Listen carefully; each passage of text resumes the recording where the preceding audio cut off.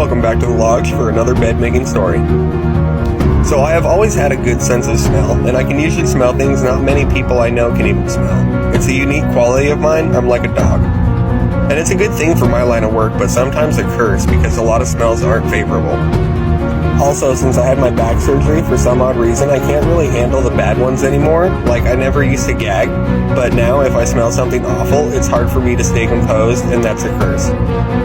But this one time, it really saved the day, and possibly the motel. So it was a couple years ago, and I was in the laundry room at the pet-friendly property. And I couldn't help but notice the smell of something burning, and it wasn't electrical, and it wasn't a bad dryer belt.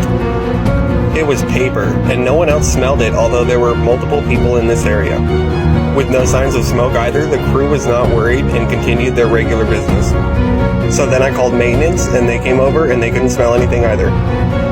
But I came back minutes later, and it got me worried so much that I called back maintenance, and I started to look like the dummy who cried wolf. They still couldn't smell anything, so I started hound dogging around the room, and was eventually drawn to a locked closet we have in the laundry room. I began insisting that the smell was coming from there, and it turned out to be the water heater room.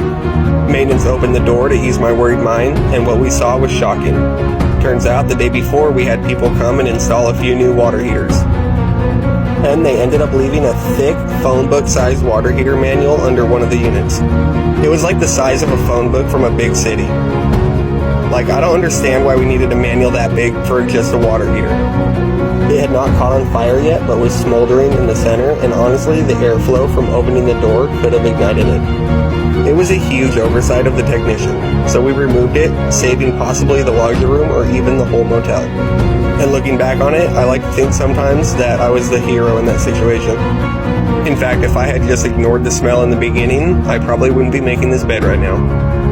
And it's kind of funny, because when I was younger, I used to get in trouble for starting fires, but now I was preventing them. And that's definitely one of the positive sides for having a nose like a hound dog.